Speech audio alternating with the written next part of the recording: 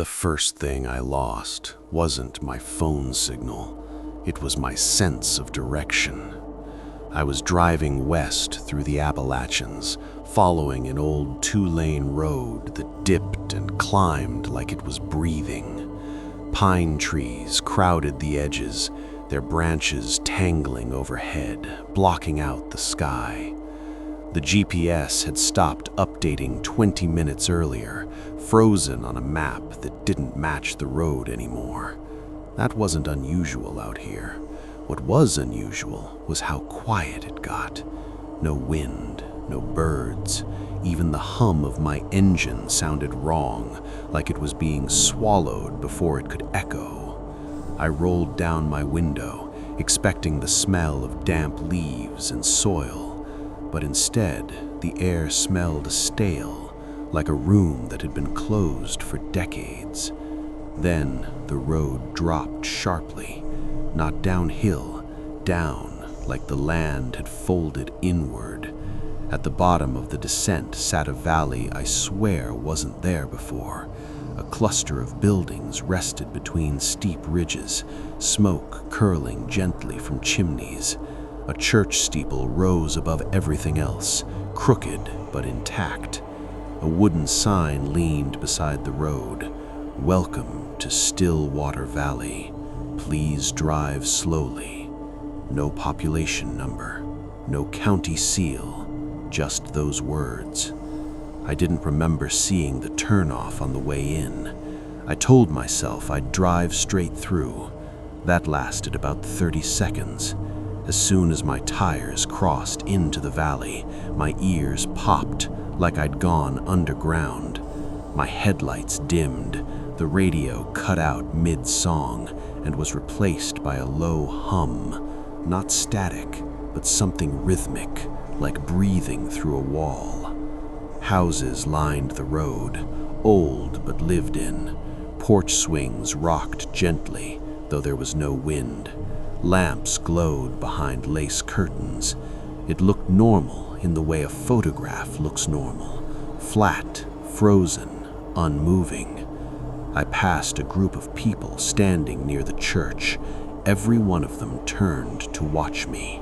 Not quickly, not slowly, together. Their faces were calm, not hostile, not curious, just relieved. I pulled over before I realized I'd made the decision. The moment I stepped out of the car, the hum stopped. A woman approached me, mid-40s maybe, dirt under her fingernails, kind eyes that looked tired in a way sleep doesn't fix. "You made it before dark, that's good." I asked her where I was. She hesitated, then answered carefully, "You're safe here. That's what matters." I asked if there was another road out. Her smile didn't fade, but it hardened. There used to be. Behind her, the church bell rang once, and somewhere deep beneath the valley, something answered. They didn't crowd me. That was the first thing I noticed.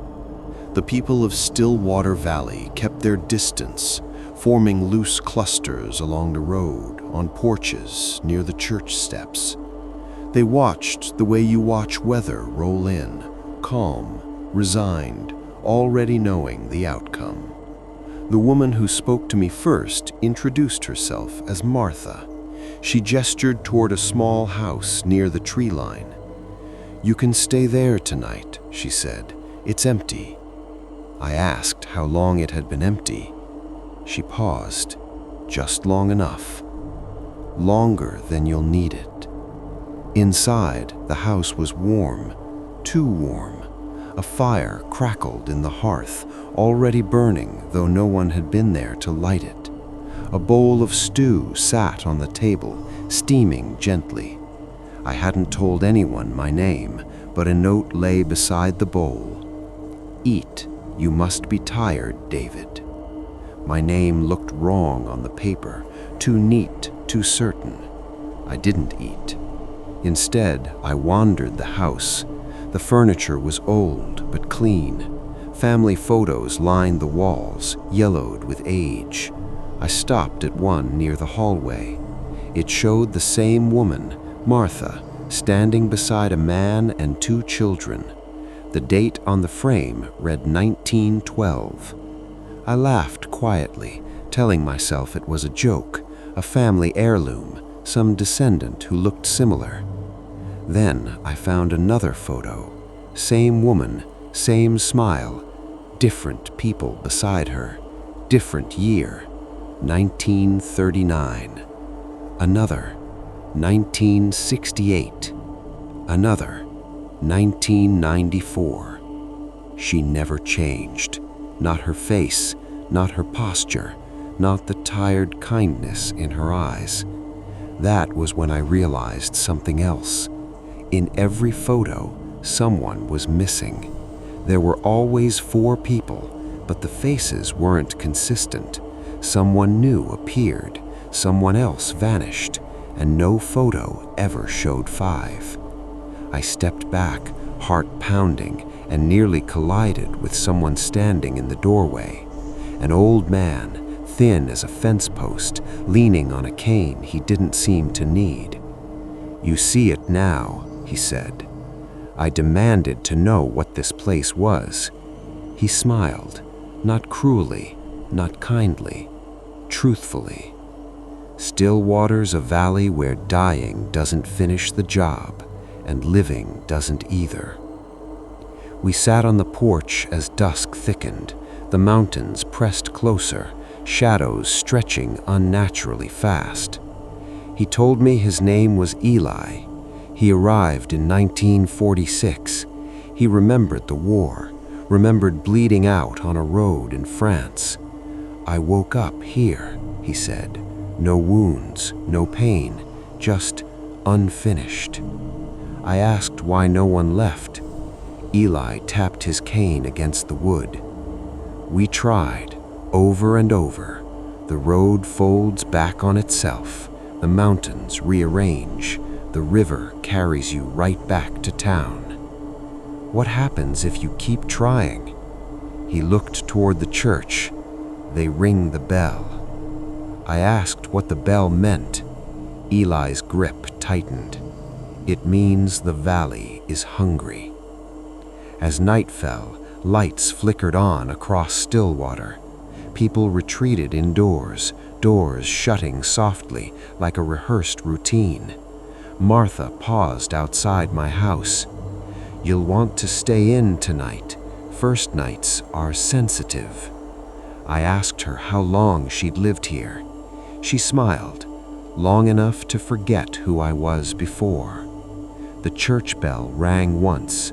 Somewhere deep beneath the ground, something shifted, stone grinding against stone like a massive body turning in its sleep. And for the first time since arriving, I felt it. The valley wasn't just holding us, it was keeping count. The church bell didn't ring again that night. That bothered me more than if it had. I lay awake on the narrow bed, staring at the ceiling, while the valley settled into its version of sleep. No crickets, no owls, just the low, almost inaudible hum I'd noticed when I first arrived, like something large breathing far below the ground. Just before dawn, someone knocked on the door. It was Eli. "You asked about the bell," he said quietly. "You won't understand it until you see where it comes from." The church stood at the center of Stillwater Valley, older than every other building around it. Its wood was darkened by time, warped in places that didn't match weather damage. The steeple leaned a few degrees to the left, as if it were listening to something beneath the earth. Inside, the pews were worn smooth, carved with faint initials, some nearly erased, others disturbingly fresh. Candles lined the altar, already lit, their flames perfectly still. "No drafts," Eli said, noticing my stare. There aren't any down there." He pulled a small key from his pocket and unlocked a door beside the pulpit. Stairs descended, not the shallow kind, not the kind meant for regular use. These steps dropped steeply, disappearing into darkness that swallowed the candlelight after only a few feet. As we went down, the air grew colder and older. Each breath tasted metallic, like rainwater pooled in rusted barrels. The stairs should have ended quickly. They didn't. After what felt like several stories underground, the steps opened into a vast chamber carved directly from stone. The walls were covered in symbols, not religious, not language, just marks, deep grooves etched by hands that worked until their fingers failed. The bell hung at the center. It wasn't mounted, it was grown. Stone and metal fused together, veins of rust branching into the rock around it like roots.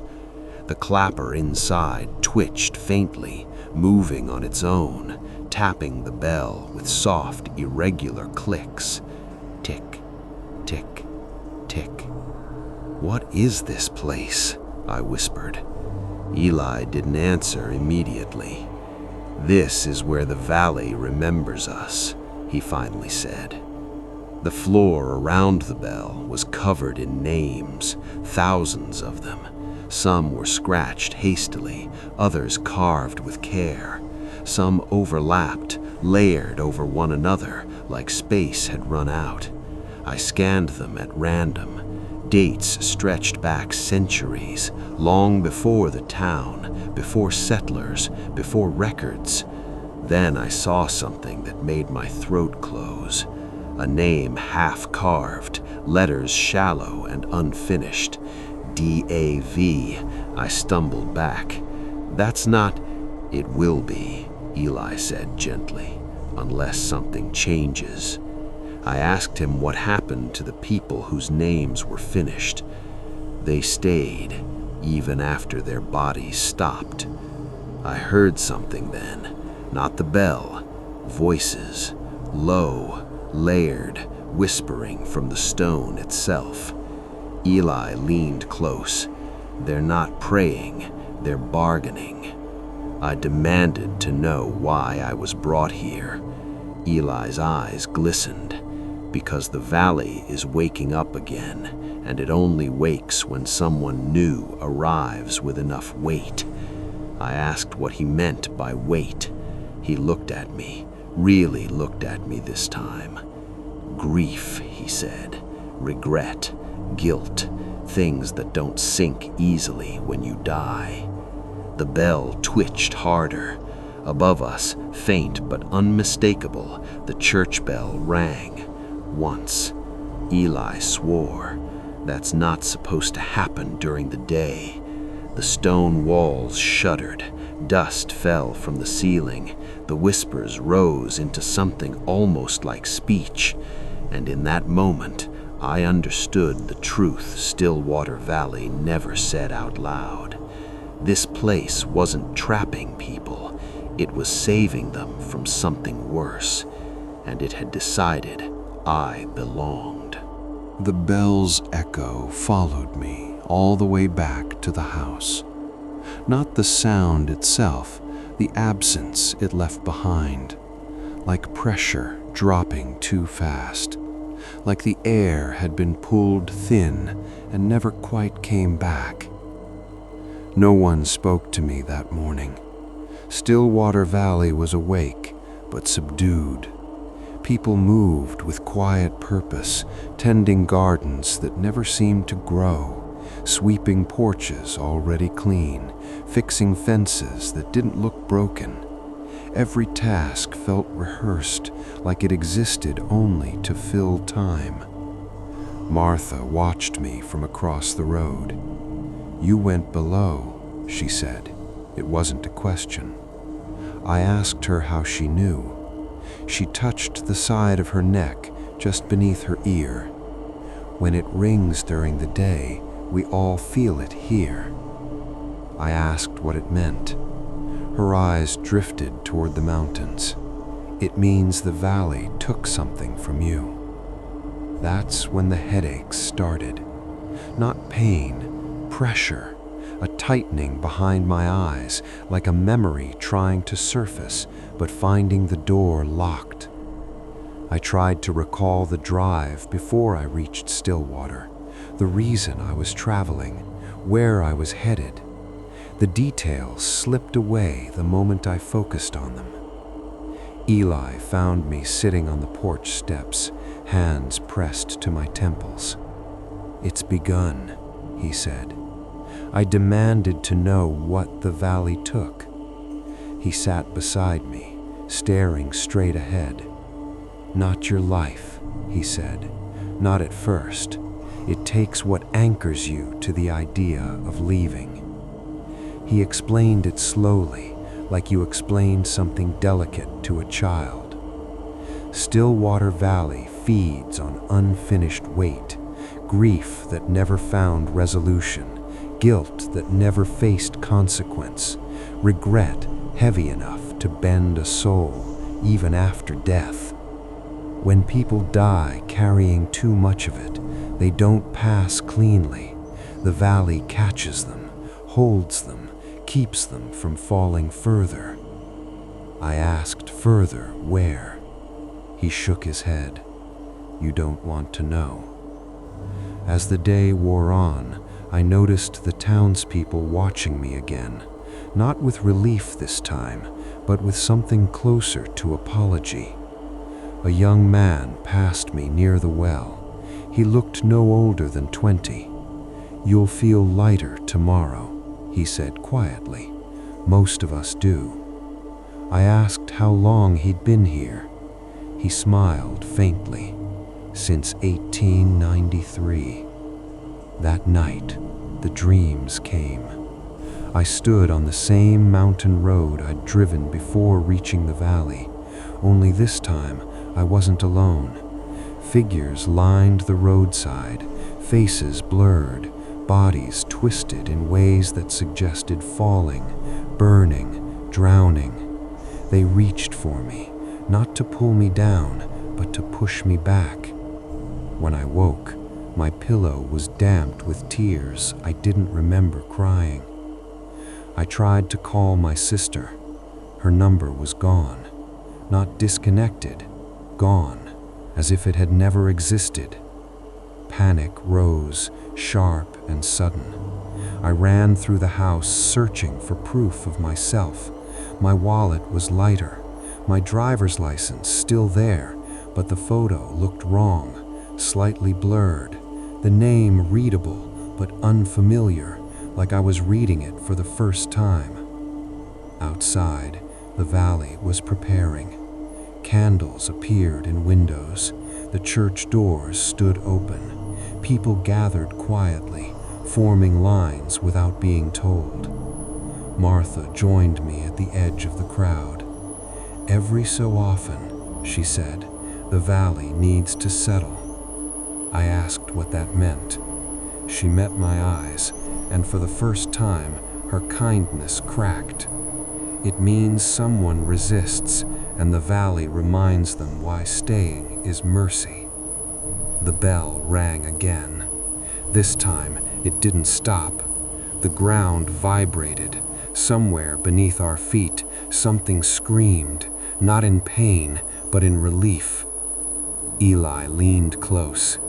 "If you want to leave," he whispered, "you'll have to decide what you're willing to lose." And as the bell's echo climbed into my bones, I realized the valley wasn't stealing from me at all. It was unburdening me, one memory at a time. No one had to tell me night was different in Stillwater Valley. I felt it coming the way animals must, an instinctive tightening in the chest, a pressure in the ears, the sense that something enormous was shifting just out of sight. Doors closed one by one, Not slammed, not hurried, just quietly shut, like a promise being kept. Eli stopped me as I stepped off the porch. "Once it's dark," he said, "you stay inside, no exceptions." I asked what happened if someone didn't. He didn't answer. The first rule revealed itself at exactly 8:17 p.m. Every light in the valley flickered once together and then steadied. The hum beneath the ground returned, louder now, resonating through wood and bone alike. I felt it in my teeth. Then the bell rang, 3 times, slow, deliberate. From my window, I saw figures moving at the edge of the tree line, not walking, drifting like smoke that had learned the shape of people. Their outlines wavered, faces half-formed, mouths opening and closing without sound. I tried not to look. That was the second rule. If you acknowledge them, they notice you. Something scraped against the side of the house, soft at first, like fingers dragging along the boards. I froze. The scraping moved toward the door. A voice whispered my name, not shouted, not pleading, familiar. It sounded like my father. He'd been dead for 7 years. "Don't answer," Eli had warned earlier. "They don't come to take you. They come to return what the valley took." The handle turned, slowly, testing. I pressed my back against the wall, heart hammering so hard I was sure it could hear it. The door bowed inward slightly, wood creaking under invisible weight. Then, from somewhere beneath the floor, something answered. A deep, resonant sound, stone grinding against stone, followed by a wet, echoing gasp. The pressure vanished instantly. The handle snapped back to stillness. Outside, the figures recoiled, pulled backward toward the trees like debris caught in a current. The bell rang once more. Silence followed. I didn't sleep. Near midnight, I heard footsteps in the road, real ones, heavy, purposeful. I peeked through the curtain just enough to see. 2 men were being led toward the church. One was sobbing, the other walked calmly, eyes unfocused, like he'd already accepted what was coming. Second rule, Martha had told me earlier that evening. If someone breaks the rules, the valley balances itself. The church doors closed behind them. The bell rang, not loud, satisfied. The next morning, 1 man returned. He looked lighter, straighter, smiling. The other never did. I asked Eli where the missing man went. "Down," he said, "and eventually everywhere." That was when I understood the final rule. Stillwater Valley doesn't punish, it corrects. It removes excess, shaves away resistance, breaks people down until they fit the shape it needs them to be. And once you understand that, once you stop fighting, it stops hurting.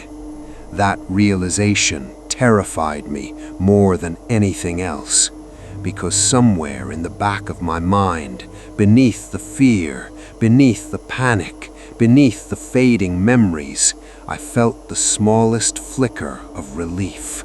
I met him near the river, just after sunrise. The fog hung low over the water, thick enough to blur the opposite bank into nothing. The river itself moved slowly, almost lazily, its surface smooth in a way that made my skin crawl. Rivers are supposed to sound alive. This one barely whispered. The man sat on a flat stone at the edge, shoes off, feet submerged. He looked ordinary, mid-30s, short dark hair, clean clothes, the kind of face you forget 5 minutes after seeing it. "Eli said you'd be up early," he said without turning. "First week does that to you." I asked his name. "Thomas," he replied. Then, after a pause, "At least it was." He told me he'd arrived in Stillwater Valley in 2008, a car accident on a rain-slick road, head-on collision with a truck he never saw coming.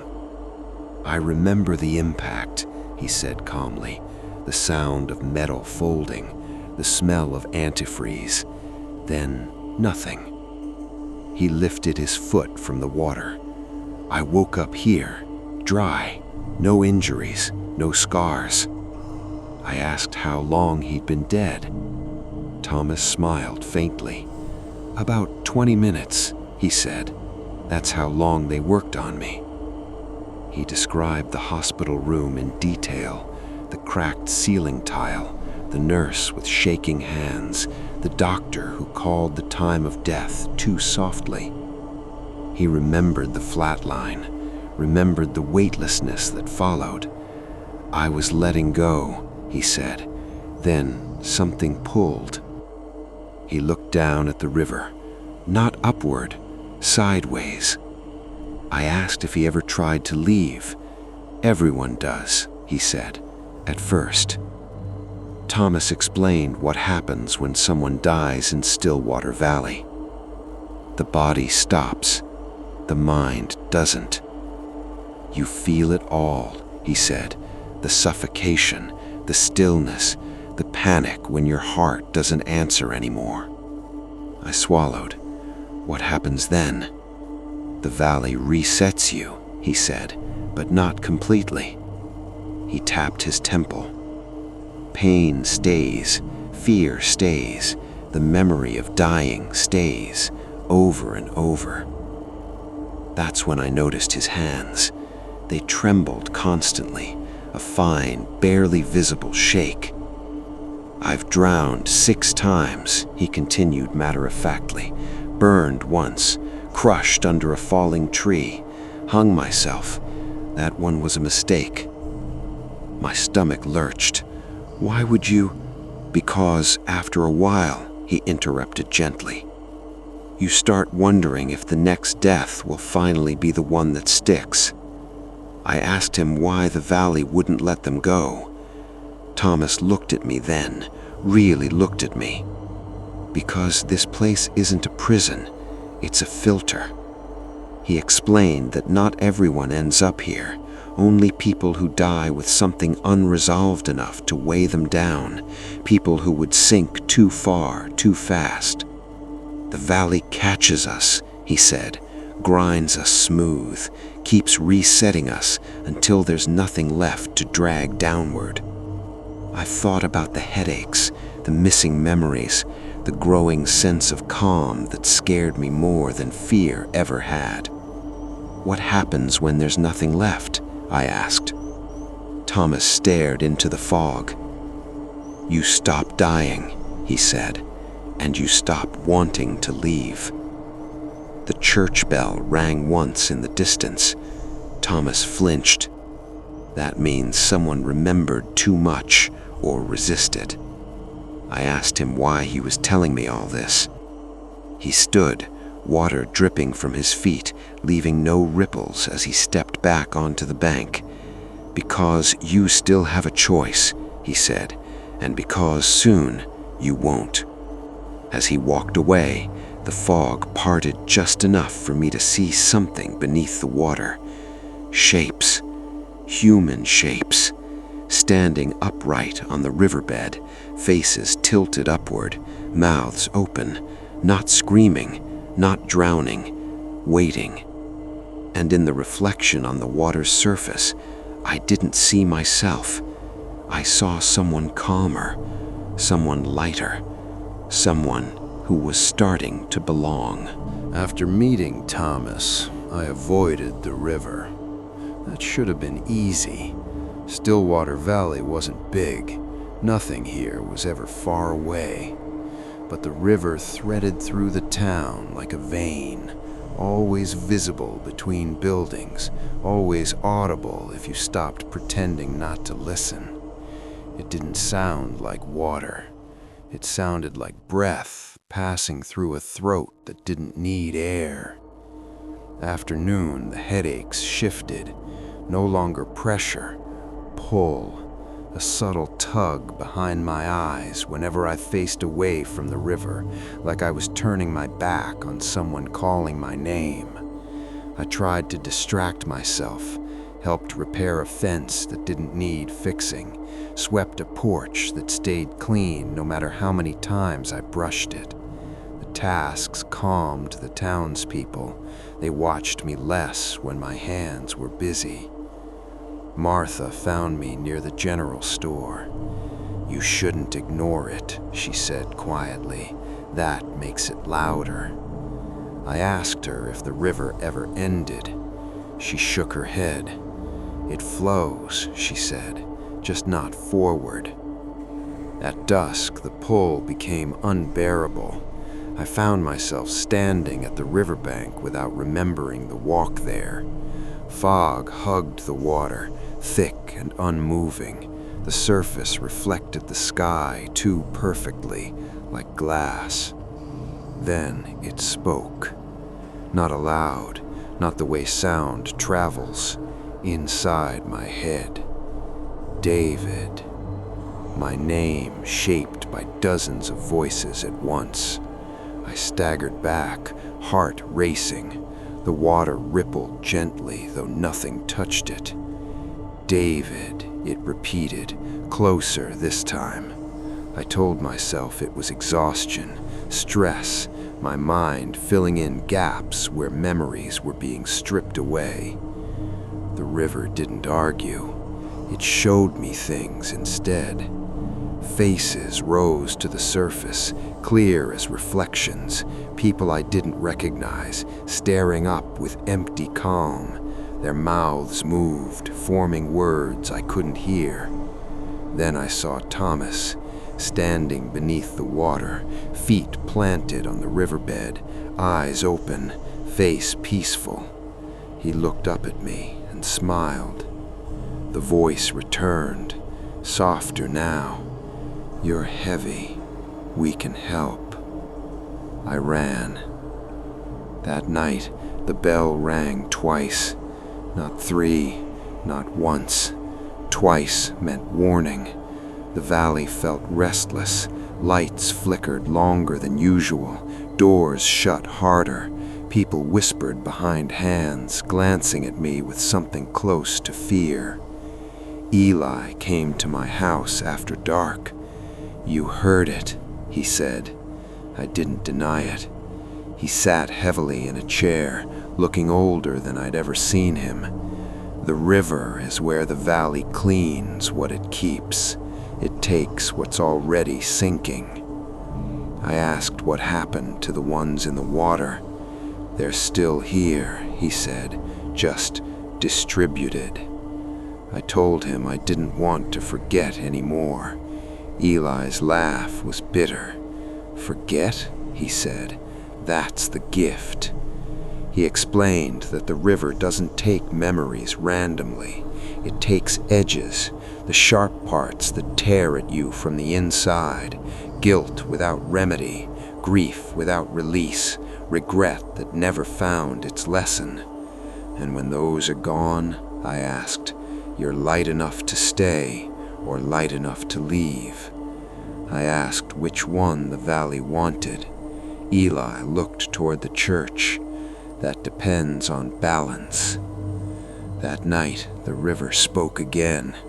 This time, it didn't say my name. It said my sister's. I screamed. Outside, footsteps rushed toward the bank. Martha, Eli, others I didn't know. They grabbed me, pulled me back as the water churned violently for the first time since I'd arrived. The fog screamed. The bell rang 3 times. The valley settled. Martha held my face in her hands. "It's too soon," she whispered. "You're not ready." I realized then what terrified me most. The river wasn't calling me to drown me. It was calling to relieve me. And part of me wanted to answer. The road appeared the morning after the river called my sister's name. No one announced it, no bell rang, no ritual marked its arrival. It was just there. A thin strip of cracked asphalt cutting through the eastern ridge where forest had been solid stone the day before. I noticed it while helping Eli carry supplies from the store. The trees parted at an angle that didn't make sense, opening into a narrow passage sloping upward. My chest tightened. "Has that always been there?" I asked. Eli didn't answer right away. He set the box down carefully, like the ground might be listening. "No," he said, "that means the valley has decided." Word spread quickly. People gathered at a distance, not blocking the road, not welcoming it either. They stood like mourners at a grave that hadn't been dug yet. Martha approached me last. "It doesn't stay long," she said. "Sometimes an hour, sometimes less." I asked her why it showed itself now. She reached into her coat and pulled out a folded piece of paper. My handwriting. It was a letter I didn't remember writing, addressed to my sister, apologizing for something I couldn't recall doing, but felt instantly, crushingly guilty for. "You still have weight," she said, "enough to leave." I asked what the cost was. Her eyes filled. "The valley must remain balanced," she said. "Nothing leaves without something staying."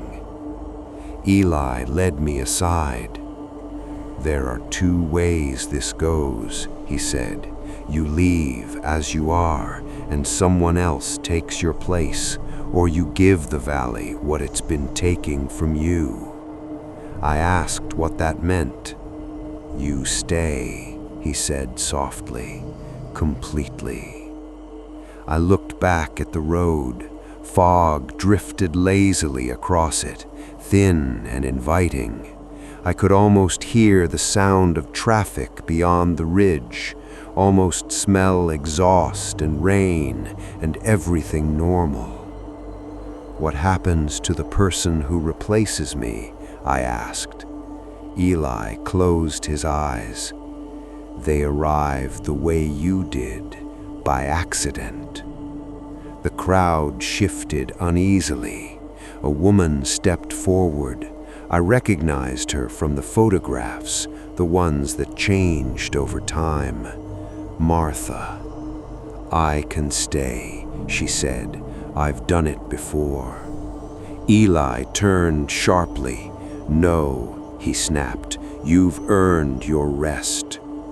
Another man stepped forward. Then another.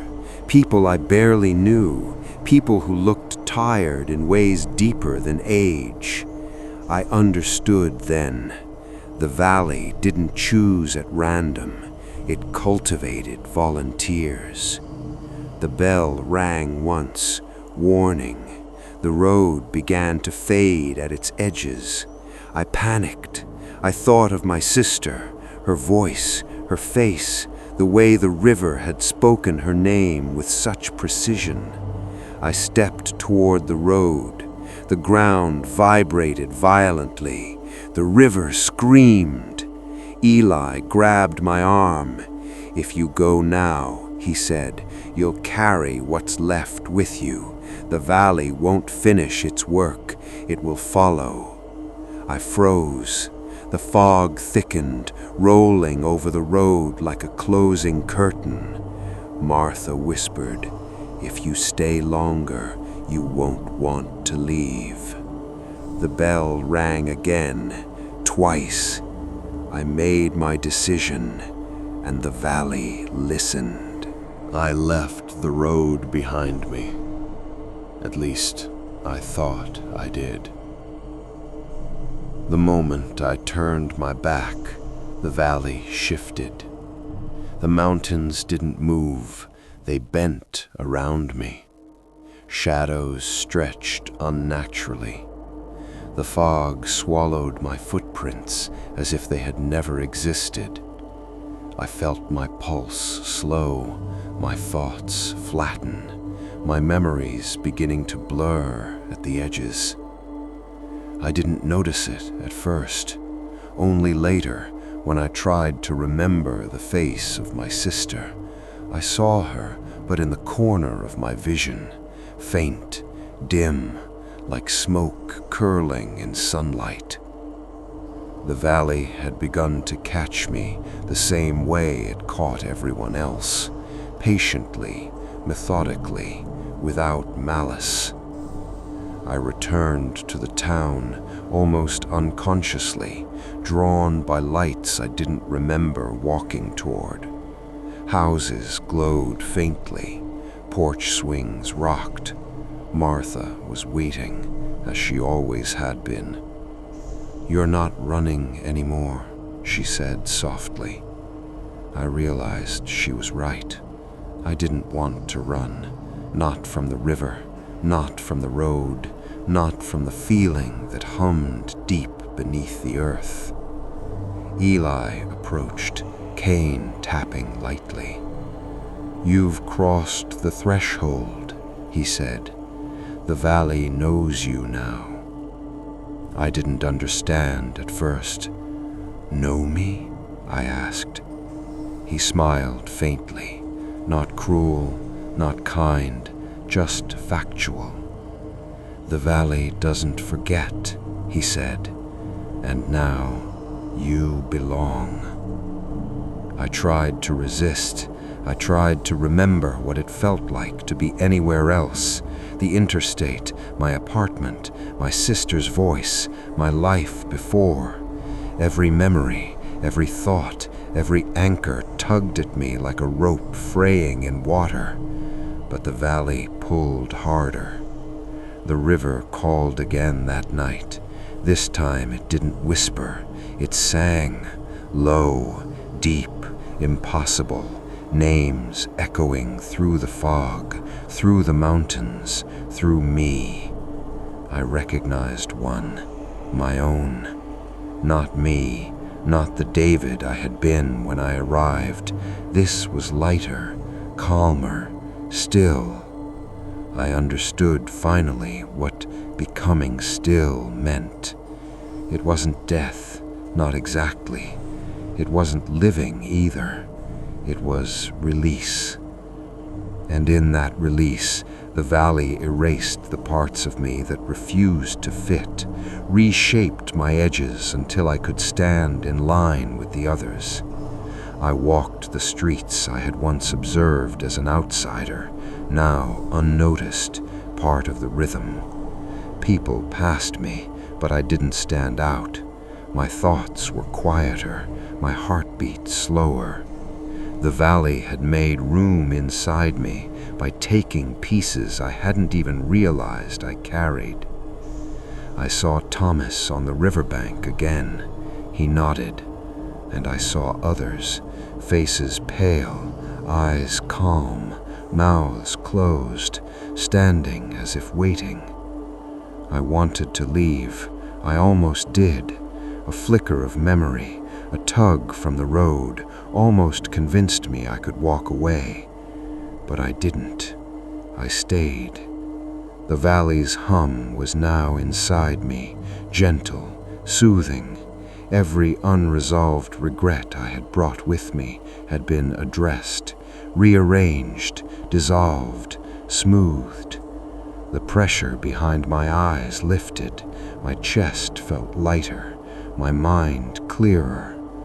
I realized then that Stillwater Valley didn't trap people out of malice. It caught them because it could, and it refined them until they were no longer burdened by the weight of living or dying. The final lesson was the hardest to accept. Once you belong here, you stop asking questions. You stop noticing the river. You stop longing for roads that disappear, because the valley remembers for you. And one night, when the bell rang softly just once, I felt it settle inside me, the valley's embrace complete. I was still, and it was enough. I left Stillwater Valley once, or at least I thought I did. The road appeared as it always did, thin, cracked asphalt, slicing through trees that didn't exist yesterday. I walked forward, heart hammering, chest tight, every fiber of my being screaming to run. And yet something in me hesitated. Something told me that leaving wasn't as simple as taking a step. The moment my tires hit the main highway, everything outside the car seemed normal again. Streetlights, passing trucks, radio stations, all familiar. I even smiled. Relief flooded me, but it didn't last, because the valley doesn't just exist in one place, not anymore. The hum returned, low at first, beneath the engine's roar, beneath the wind against the glass. A whisper curled around my mind, faint, distant, but unmistakable. David, my name. I told myself it was fatigue. It had to be. Stress, maybe post-traumatic anxiety, hallucinations, anything but the truth. But the dashboard clock, radio, and GPS began flickering. My own reflection in the rearview mirror twisted slightly. Nothing drastic, just enough to make my heart freeze. Then I heard the faintest sound. A bell. Not here. Not anywhere I could point to, but I heard it. 3 rings. Just like the first night I arrived. I realized then what I had ignored. I hadn't left the valley. I had carried it with me. Every piece the valley had shaved away, every fragment it had smoothed, every quiet weight it had relieved, all of it still hummed beneath my skin. I called my sister. The line connected, but she didn't answer. Just breathing. Slow, deliberate, calm, familiar. And then, my voice, my own, saying something I didn't remember speaking. David. I slammed the phone down. The hum rose. The air grew heavier. Shadows stretched inside the car, lengthening unnaturally against the seats and dashboard. I drove faster, and I thought I escaped, until the fog rolled in. Not outside, inside, wraith-like, curling through the cabin vents, hugging my arms, whispering. I glimpsed shapes in the corners of the windshield, portraits I had seen in the valley, faces pale, mouths closed, eyes calm, watching. The thought hit me. They were waiting, not to harm me, not to punish me, but to call me home. Every time I blinked, I saw the valley again. The church, the river, the road, the bell, and in every reflection, my own face, calmer, lighter, stiller, smiling back at me, patient. I pulled the car over, tried to step out, felt the asphalt under my shoes, but it wasn't the highway anymore. The fog thickened, and I was back in the valley. Or maybe the valley was everywhere now. Maybe it had always been. I don't know how long I've been here since. I don't remember. Time moves differently here. Minutes stretch into hours. Hours collapse into seconds. I do know this. If you are hearing this recording, it means you are curious. Curious enough to follow a story too strange to be true. Curious enough to wonder if places like Stillwater Valley exist. It does. And if the valley wants you, it will find you. Not by force, but by patience. Not by violence, but by waiting. It will watch the edges of your mind, the soft places you carry inside. It will whisper your name when no one is listening. And one day, if you are heavy enough, if you carry enough weight in your grief, regret, or guilt, it will greet you, and you will be still.